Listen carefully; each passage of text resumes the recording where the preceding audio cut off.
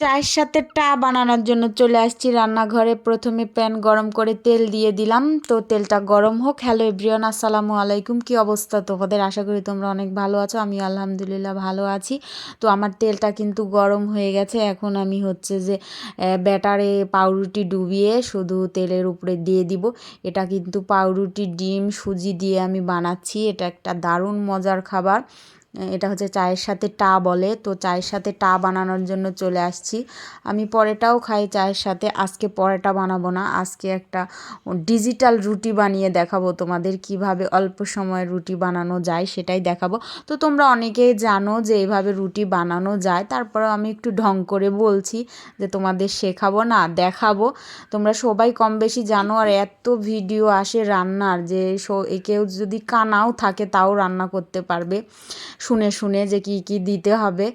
তো তারপরে এটাতে আমি সুজি ডিম দিয়েছিলাম। এইভাবে এটা ভাজলে অনেক মজা হয় খেতে, কারণ আমার বাসায় ডিম ছিল কম, একটা ডিম দিয়ে করতে হবে, এই জন্য বুদ্ধি খাটিয়ে আমি সুজি দিয়ে দিয়েছি।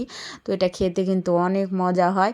আর এটা আমার বুদ্ধি, এটা আমি সুজি দিয়ে করি, কারণ যখন আমার বাসায় ডিম কম থাকে তখন আমি সুজি দিয়ে ডিমটা বেশি করে ফেলি, আর সুন্দর মতো হয় খেতে, একদম মচমচে হয়।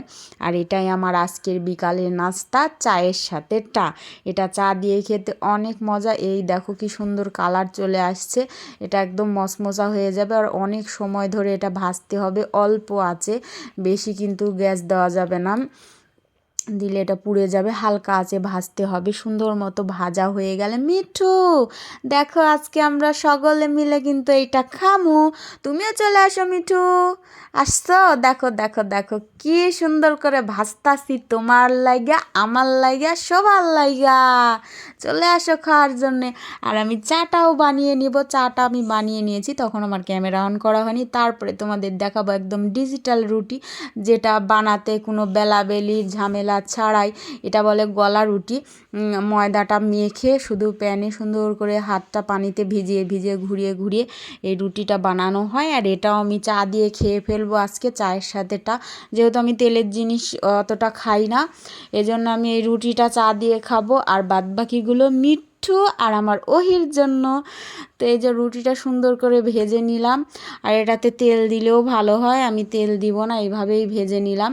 এটা গোলা রুটি বলে, চাপটি বলে, ধাবড়ি বলে, অনেকে অনেক নামে চিনে। এটা তোমরা সকলেই বানাতে পারো। তারপরেও আমি দেখিয়ে দিলাম যে মানে বেলাবেলি ছাড়া যে রুটি, ডিজিটাল রুটি বলে এটাকে, আমি বলি। তো এইভাবে বানালে কিন্তু খুবই মজা হয় খেতে, আমার ভালো লাগে। তবে রুটির মতো ভালো লাগে না। রুটি যেটা রুটি, মানে যেভাবে আমরা রুটি করি সেই রুটির মতো এটার কিন্তু স্বাদ হয় না। তারপরেও মানে কাজ চালানো, নাই মামার থেকে কানা মামা ভালো, তেমন স্বাদ হয়। তো মাশাল্লাহ খেতে খুবই ভালো হয়েছিল আজকে আমাদের চায়ের সাথেটা। আজকে এই পর্যন্তই, আল্লাহ হাফেজ।